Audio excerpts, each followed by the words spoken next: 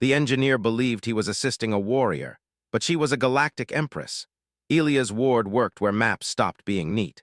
The station called Driftpoint hung near a dead trade lane, far from empires and closer to wreckage than law. It was the kind of place where ships came when they had nowhere else to go, and people came when they wanted to be forgotten. Elias liked it that way. Machines did not care who you were yesterday. They only cared whether you could fix what was broken. He was elbow-deep in a coolant manifold when the station alarm chimed. Not the sharp scream of an emergency, but the dull tone that meant an unscheduled arrival. Elias wiped his hands and checked the dock feed. What he saw made him pause. The ship was wrong. Its hull was scorched and torn, but the shape beneath the damage was unlike anything in the local catalogs. The lines were smooth but not elegant, built for function rather than beauty. Armor plating overlapped in layers that suggested it had survived far worse than this. Its engines were dark, barely holding together. Dock control sent a short message across the station net. Unknown military vessel requesting emergency berth. No transponder. Any objections? There were plenty. Messages of refusal popped up immediately. Military ships brought trouble. Unknown military ships brought worse. Elias stayed quiet. He watched the ship drift closer, its motion precise even in failure. That kind of control did not come from desperation. It came from discipline. Against his better judgment, Elias keyed his mic. "I'll take the repair contract, Dock 7. There was a pause. "You sure, Ward?" Dock Control asked. "Yeah," Elias said. "I'm sure." The ship latched onto Dock 7 with a soft shudder. Elias suited up and cycled the airlock, the smell of scorched metal meeting him as the hatch opened. Inside, the corridor lights flickered low.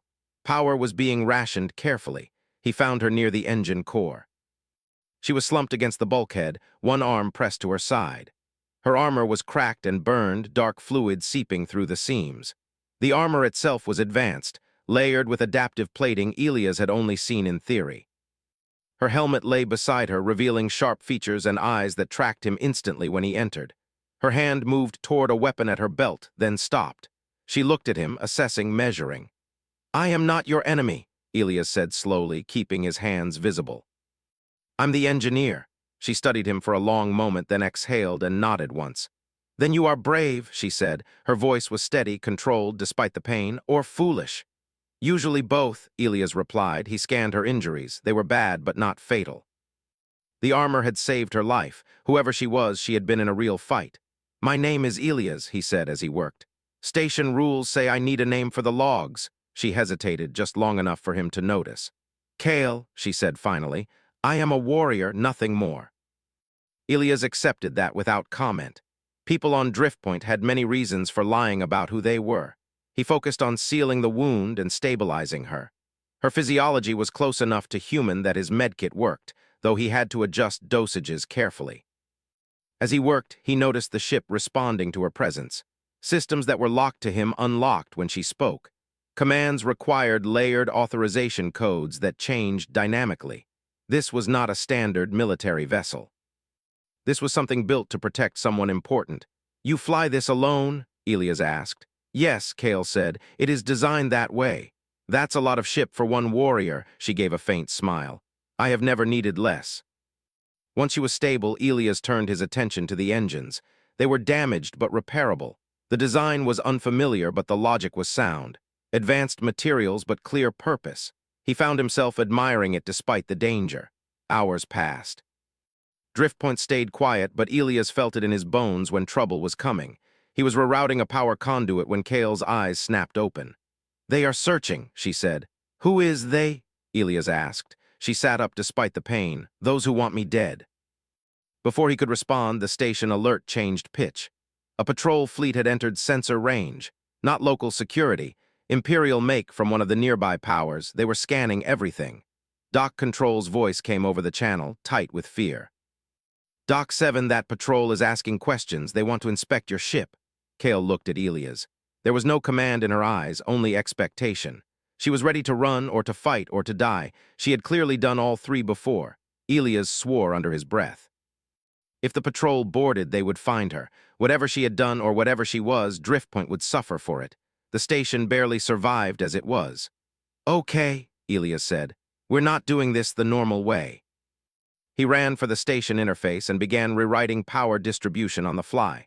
Driftpoint was old, built from mismatched modules and patched together over decades. Most engineers hated that. Elias loved it. Old systems were flexible if you knew where to push. He overloaded the thermal vents on the far side of the station, venting harmless heat plumes into space. At the same time, he masked Dock 7's energy signature by syncing it with background radiation from a nearby debris field. "What are you doing?" Kale asked. "Lying," Elias said, "with math." The patrol ship swept the station with active scans. Elias watched the readings climb, then flatten. To them, Dock 7 looked empty, cold, uninteresting. Minutes stretched like hours. Finally, the patrol broke formation and jumped away. Dock Control exhaled loudly over the channel. "They're gone," they said. "Ward, what did you do?" "Routine maintenance," Elias replied. "Send the bill to accounting." When the channel closed, Elias leaned against the bulkhead, suddenly exhausted. Kale watched him with an expression he could not read. "You protected me," she said. "I protected the station," Elias replied. "You were part of the problem," she nodded slowly. "Still, you chose." The repairs took 2 more days. During that time, Kale grew stronger. She moved through her ship like someone who belonged there completely. She never ordered Elias around. She asked. She listened. When he suggested changes, she considered them seriously. Elias noticed other things too. She studied system maps like a strategist, not a pilot. She asked about supply chains, about trade routes, about political alliances near Driftpoint, not the questions of a simple warrior. "You think like an officer," Elias said once. She met his gaze. "Warriors who do not think become dead heroes." On the 3rd day, the ship was ready. The engines purred, stronger than before. Elias had made a few human-style modifications, reinforcing weak points with simple redundancies. Kale approved them without hesitation. Before she left, she stood in the airlock facing him. "You have given me more than repairs," she said. "You gave me time." "Time's cheap," Elias said. "Just costs stress and coffee," she almost smiled. "If you ever come to Imperial space," Kale continued, "you will have my protection." Elias shrugged. "I don't plan that far ahead." She nodded once deeply. Then she stepped into her ship and sealed the hatch. As the vessel pulled away, Elias noticed something odd on his console. For a fraction of a second, dozens of dormant signals across the system flickered to life, then went silent again. Old beacons. Hidden relays, military grade. Elias frowned, then dismissed it as sensor noise. The ship jumped to faster-than-light space, leaving Driftpoint quiet once more. Elias returned to his workshop, unaware that he had just helped someone far more important than a stranded warrior. Far beyond the station, in the darkness between stars, systems that had been waiting for a single signal began to wake up. Days after Kale's ship left Driftpoint, Elias tried to return to his normal routine. He fixed a cracked freighter hull, recalibrated a mining rig, and argued with Dock Control about overdue payments. On the surface, everything was the same, but something felt different. The station felt smaller, quieter, like it was holding its breath. News traveled slowly to Driftpoint, but it always arrived eventually. Broken transmissions spoke of unrest spreading across nearby systems. Patrol fleets were moving without clear orders. Trade routes closed suddenly, then reopened just as fast. No one knew who was in charge anymore. Elias listened but did not connect it to Kale. To him, she was already becoming a memory, another strange traveler passing through the edge of space. Then the trouble came looking for him. It started with a ship docking without clearance. Not damaged, not desperate. Clean lines, fresh paint, and weapons powered but not aimed. The kind of ship that believed it owned every place it visited. Dock Control sent a private warning to Elias. "They asked for you by name." Elias frowned. That alone was bad. He met them in the main bay. 3 figures disembarked, tall and armored, their movements confident. Mercenaries, professionals. The kind that survived long enough to become careful. Their leader removed his helmet, revealing pale skin and cold eyes. "You repaired a certain ship," the man said. "A very special ship." "I repair lots of ships," Elias replied. The mercenary smiled thinly.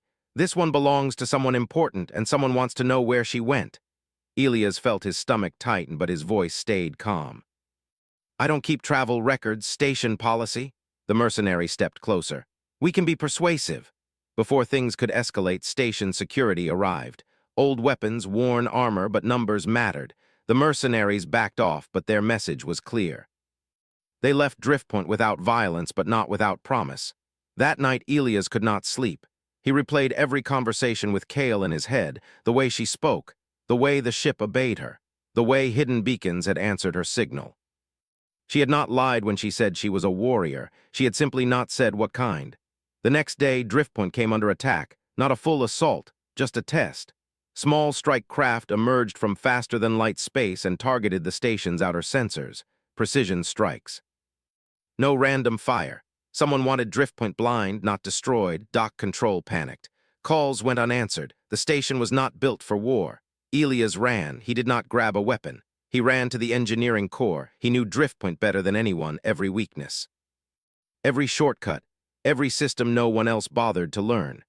As the first enemy craft fired again, the station's gravity fluctuated violently. Not enough to harm civilians, but enough to throw attackers off balance.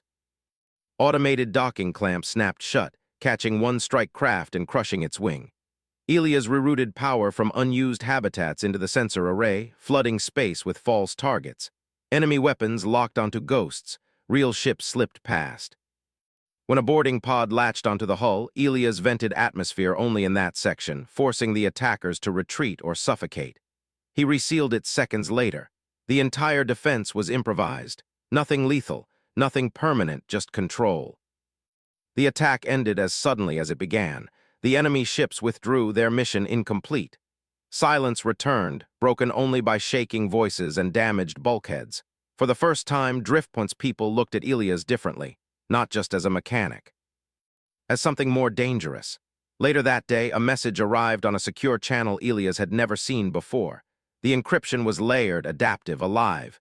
It was the same system Kale's ship used. Her face appeared on the screen. She was no longer wounded, no longer alone. Behind her, the bridge of a massive flagship glowed with controlled energy.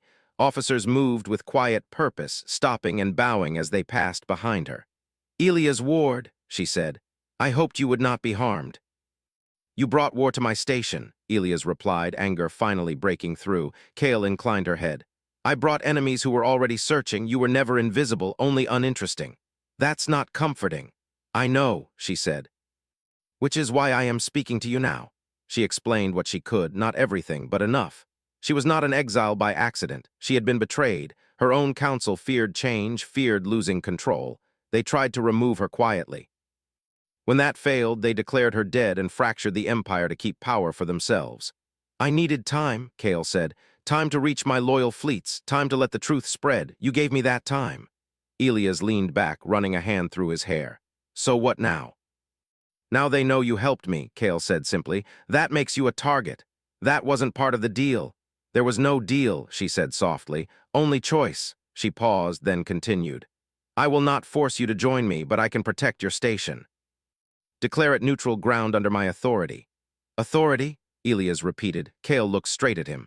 "I am Kelthara, Empress by blood and by law." The words hung heavy in the air. Elias laughed once, short and disbelieving. "You should have led with that." "I could not," she said. "Not then." Elias thought of the mercenaries, the attack, the fear in Doc Control's voice. "If I say no," he asked. "Then I will still protect Driftpoint," Kale said, "because it is right, not because I owe you." That answer surprised him. Before he could respond, alarms flared again, not on Driftpoint, on Kale's ship. An officer spoke urgently to her. She listened, jaw tightening. "The Council has moved faster than expected," she said. "They are mobilizing loyalist fleets." Elias studied the tactical display she shared. Massive formations, ancient doctrines, overwhelming force. "They'll crush you," Elias said. "You're outnumbered." Kale met his gaze. "Not for long." She ended the call with a final look. "Survive, Elias Ward. The galaxy will need engineers who think like you." The screen went dark. In the days that followed, news exploded across the stars. A living empress had returned. Fleets declared loyalty. Others declared war. Driftpoint became something new overnight. Ships arrived seeking refuge, repairs, information. Kelthara's decree spread fast. Driftpoint was neutral. Any who violated it would answer to her directly. No one tested that claim. Elias worked nonstop. He improved defenses, expanded docks, taught others what he knew. His methods spread quickly. Simple systems, redundancy, adaptability. Far away, fleets began to copy those ideas. Elias still told himself he was just fixing things, but every time he looked at the stars, he knew the truth. He had not just helped a warrior survive. He had helped set a throne back into motion, and the galaxy was already changing because of it. The first Imperial fleet arrived at Driftpoint without warning. Elias was in the middle of reinforcing an old docking ring when every screen on the station lit up at once. Power levels spiked, sensors screamed, and space itself seemed to bend. Ships began dropping out of faster-than-light one after another, filling the darkness with metal and light. They were not attackers. They were kneeling.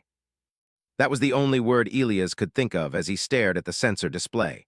Hundreds of warships formed a wide circle around the station, weapons powered down, shields lowered.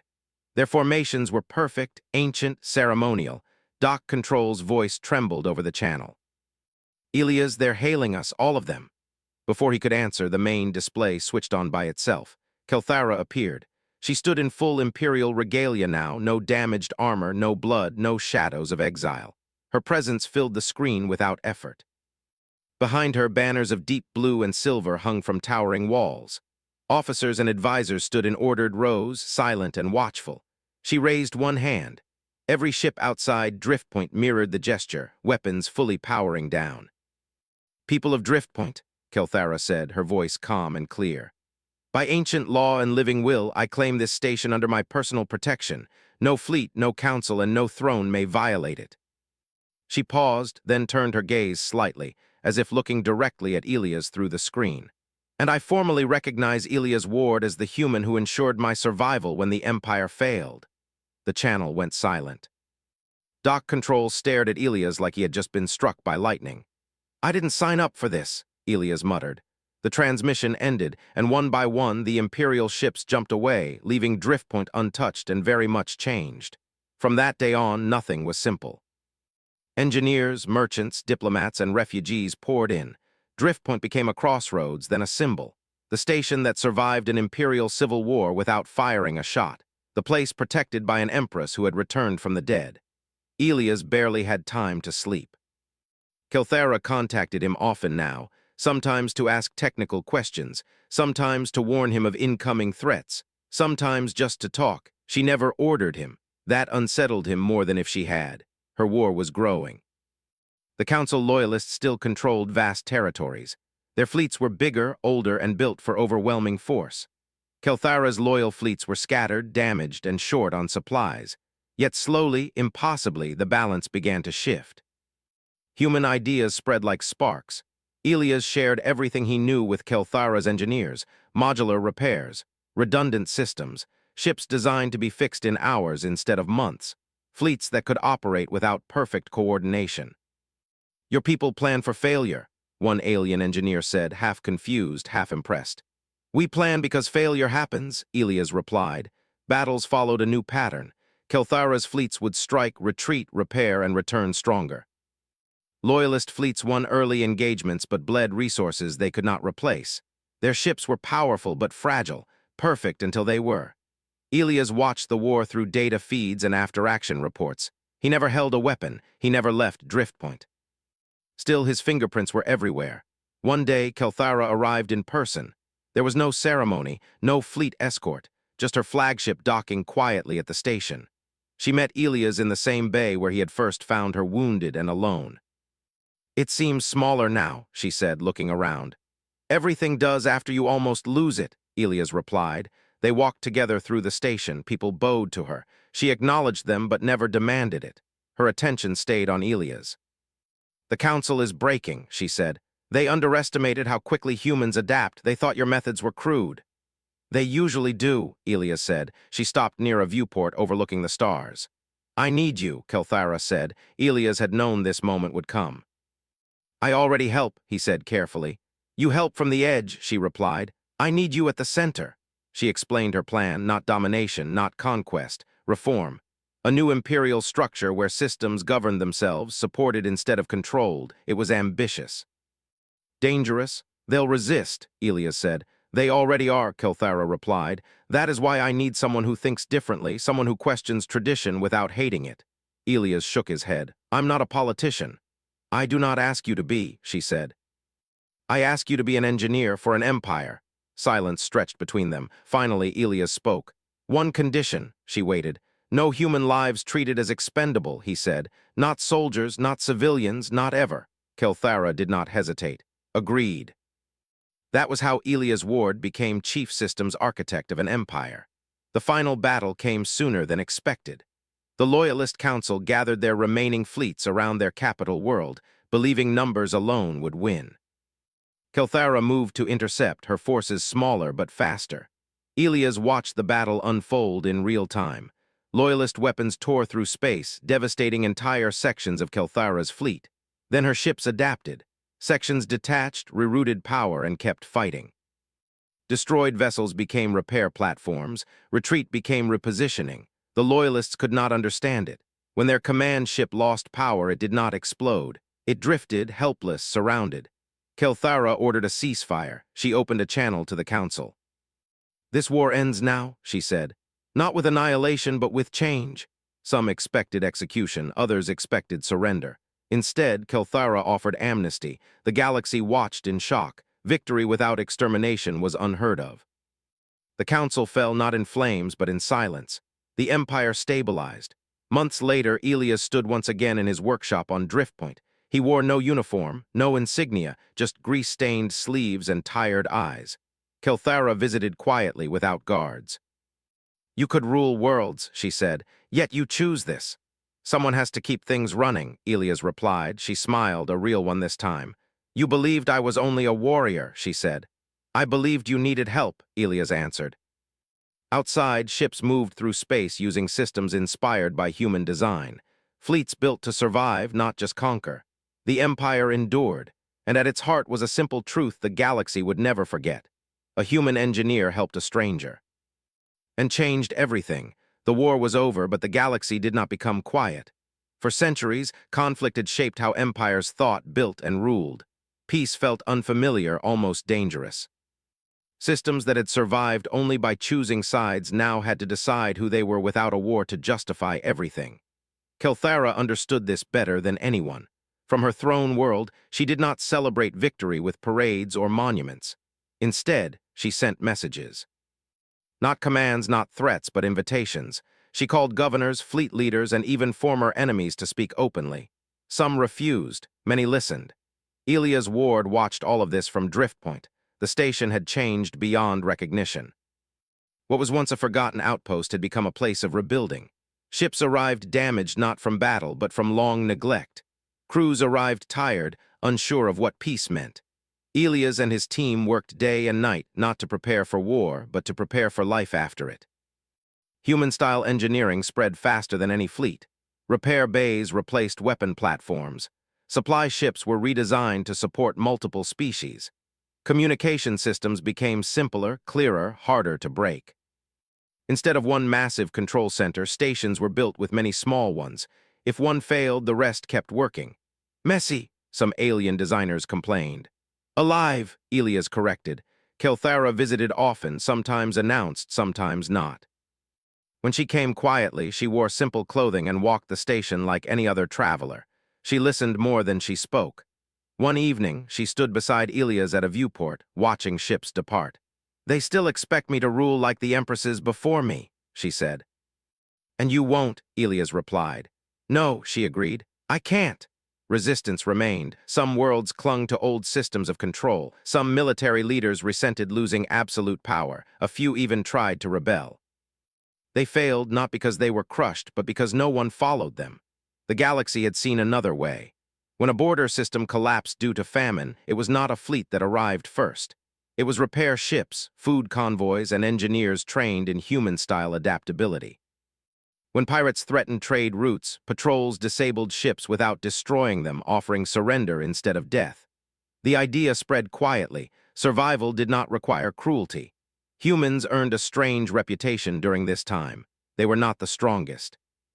They were not the most advanced, but they were everywhere problems appeared, fixing, adapting, refusing to give up. Alien academies began teaching human contingency theory, not as doctrine but as mindset. Elias never attended those lectures. He stayed where he was needed. One day, a young alien engineer approached him, nervous and clearly rehearsed.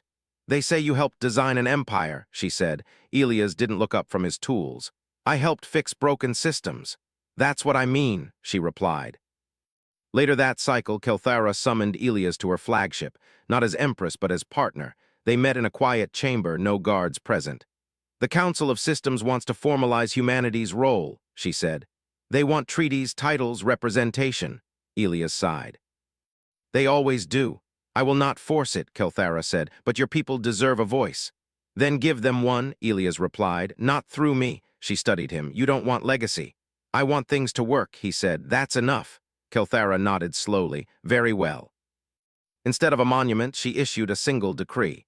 Any human engineer, medic, or systems specialist who wished to work beyond human space would be granted full protection under imperial law.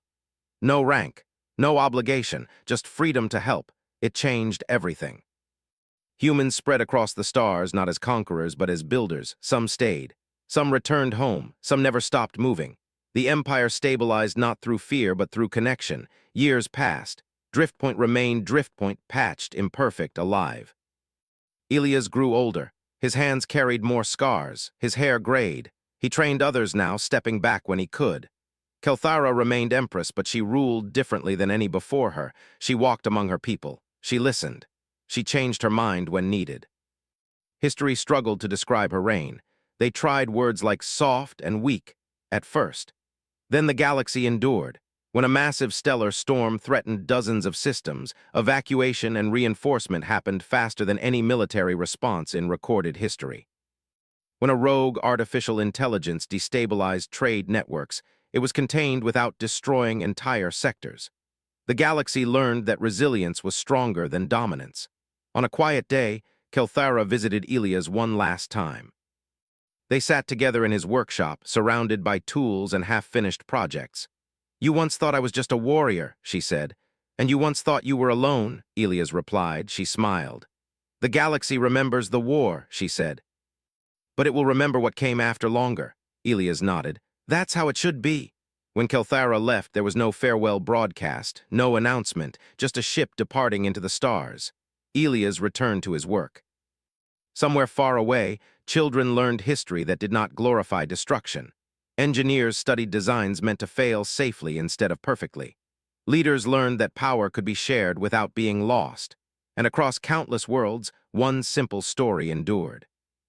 A human engineer helped a stranger without asking who she was. The stranger turned out to be an empress. And because of that choice, the galaxy learned how to survive without tearing itself apart.